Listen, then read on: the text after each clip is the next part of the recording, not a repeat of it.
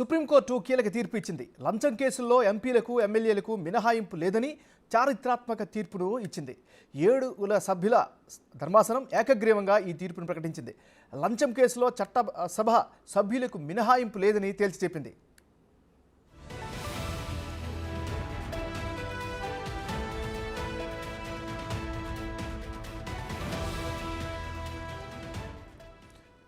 మనం breaking news చూస్తున్నాం. Supreme court కీలక తీర్పు ఇచ్చింది.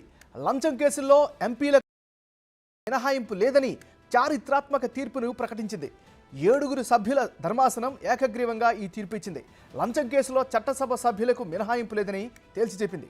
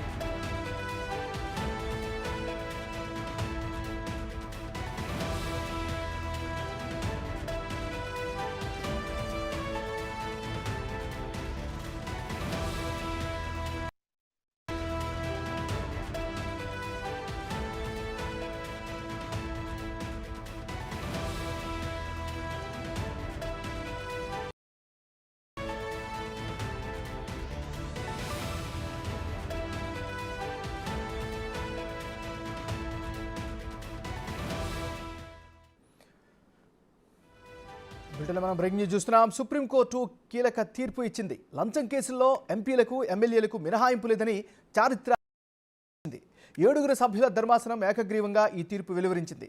లంచం కేసులో చట్టసభ సభ్యులకు మినహాయింపు లేదని తేల్చి చెప్పింది. ఇక ఇదే అంశానికి సంబంధించి మరింత తాజా సమాచారం అందించేందుకు ఢిల్లీ నుంచి మా రిపోర్టర్ శివ లైవ్లో సిద్ధంగా ఉన్నారు. శివ, చెప్పండి, మీ దగ్గర ఉన్న అప్డేట్స్ ఏంటి?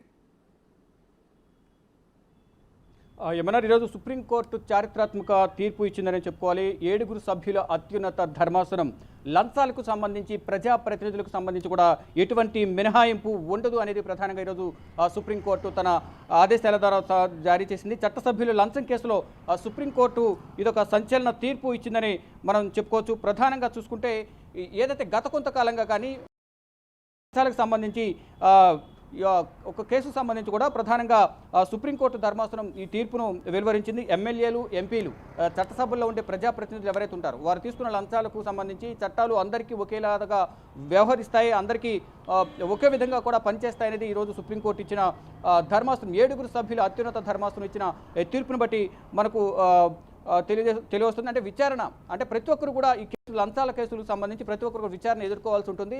ఈ కోర్టులో న్యాయాలు అందరికీ ఒకేలాగా ఉంటాయంటూ కూడా ప్రధానంగా తెలిపారు. లంచాల కేసుల్లో ఎమ్మెల్యేలకు, ఎంపీలకు ఎటువంటి మినహాయింపు ఉండదు, చట్టం దృష్టిలో అందరూ సమానులే అనేది ప్రధానంగా ఈ తీర్పు అనేది సుప్రీంకోర్టు తీర్పు అనేది తెలియజేస్తుంది. మొత్తంగా చూసుకుంటే అంటే ఇదొక తీర్పు అనేది ఎంపీలు అంటే అడ్డుకట్టగా ఉండే అవకాశం అయితే ప్రధానంగా కనిపిస్తోంది. అంటే ఎవరు కూడా అంటే అధికారాన్ని వినియోగించుకుని, ఇటు అధికారంలో ఉన్నా ప్రతిపక్షంలో ఉన్నా కానీ రాజకీయ నాయకులు విపరీతంగా లంచాలకు పాల్గొంటూ ఉంటారు. అంటే ఇటు ప్రభుత్వ అధికారులకు అయితే ఏ విధంగా అయితే శిక్షలు అనుభవిస్తున్నారు, అంటే ప్రభుత్వ అధికారులు వారి అధికారాన్ని వినియోగించుకుని దుర్వినియోగం చేయడం కానీ, తర్వాత ఏసీబీ రైట్స్ చేయడం, వారి నుంచి కోట్లలో ఆదాయానికి మించిన కేసులకు సంబంధించి సుప్రీంకోర్టు తాజా తీర్పు వల్ల ఇంపాక్ట్ ఏ విధంగా ఉండే అవకాశం ఉంది? ఫ్యూచర్లో ఎలాంటి మార్పులు వచ్చే అవకాశం కనిపిస్తుంది?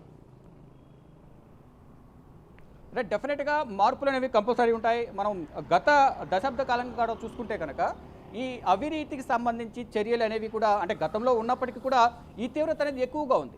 మోడీ ప్రభుత్వం రావడం కానీ, తర్వాత ఇటు ఇతర రాష్ట్రాలకు సంబంధించిన ఆయా ప్రభుత్వాలు తీసుకుంటున్న నిర్ణయాల వల్ల కానీ ప్రతి ఒక్కరికి కూడా ఈ సుప్రీంకోర్టు తీర్పు అనేది ప్రతి ఒక్కరికి ఇది చాలా ఇబ్బందికర వాతావరణం. అంటే ఇబ్బంది అంటే ప్రజలను ఇబ్బంది పెట్టి ప్రతి పనికి అంటే తమను గెలిపించిన ఓటర్ల నుంచే లంచాలు తీసుకోవడం, కాంట్రాక్ట్లో లంచాలు తీసుకోవడం, ఏదైనా చిన్న పని చేయాలన్నా, ఏదైనా ప్రభుత్వ ఆఫీస్కి వెళ్ళి పని చేయాలన్నా అది ఆ ఎమ్మెల్యే పరిధిలోనూ ఎంతో కొంత అంటే పని తీవ్రతను బట్టి, ఆ పనిని బట్టి అంటే పని ఎంతవరకు లాభం చేకూరుతుంది అనేది కూడా మాకు కూడా ఎంతో కొంత లాభం చేకూరే విధంగా ఈ పనులు జరపాలి అనేది ప్రధానంగా ఎమ్మెల్యేలు ఎంపీలు చెప్తున్నారు. దానిలో భాగంగానే ఇటు లంచాలకు సంబంధించి అడ్డుకట్ట వేసిందని చెప్పుకోవచ్చు సుప్రీంకోర్టు తీర్పు అనేది.